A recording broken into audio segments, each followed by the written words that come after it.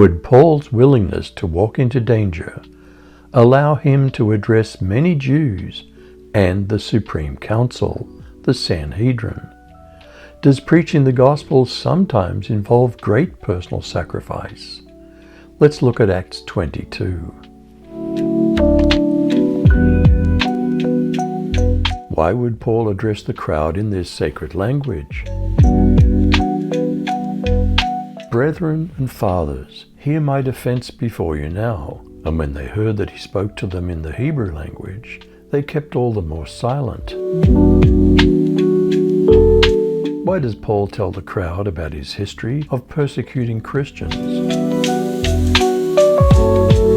And he said, I'm a Jew, born in Tarsus in Cilicia, but brought up in this city, educated at the feet of Gamaliel, according to the strict manner of the law of our fathers, being zealous for God, as all of you are this day. I persecuted this way to the death, binding and delivering to prison both men and women, as the high priest and the whole council of elders can bear me witness. From them I received letters to the brothers, and I journeyed toward Damascus, to take those also who were there and bring them in bonds to Jerusalem to be punished. Did Paul recount his experience on the road to Damascus? As I was traveling and near Damascus, about noon, an intense light from heaven suddenly flashed around me. I fell to the ground and heard a voice saying to me, Saul, Saul, why are you persecuting me? I answered, Who are you, Lord? He said to me, I'm Jesus the Nazarene, the one you are persecuting.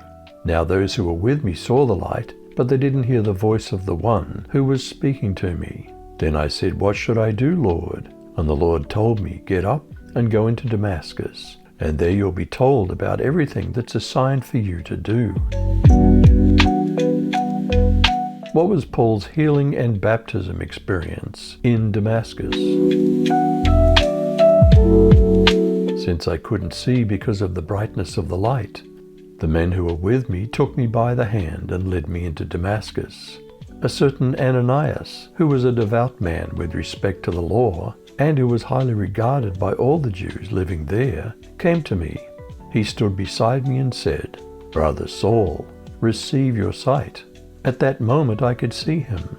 Then he said, The God of our ancestors has chosen you to know his will, to see the righteous one, and to hear his own voice, because you'll be his witness to all people of what you've seen and heard. So now, what are you waiting for?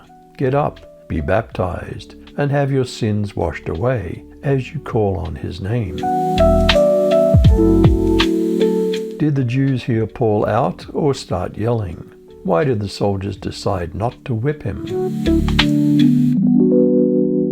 And they gave him audience to this word, and then lifted up their voices and said, Away with such a fellow from the earth, for it's not fit that he should live. And as they cried out and cast off their clothes, and threw dust into the air, the chief captain commanded him to be brought into the castle, and bade that he should be examined by scourging, that he might know why they cried so against him. And as they bound him with thongs, Paul said to the centurion that stood by, Is it lawful for you to scourge a man that's a Roman and uncondemned? When the centurion heard that, he went and told the chief captain, saying, Take heed what you do, for this man's a Roman. Then the chief captain came and said to him, Tell me, are you a Roman? He said, Yeah. And the chief captain answered, With a great sum I obtained this freedom.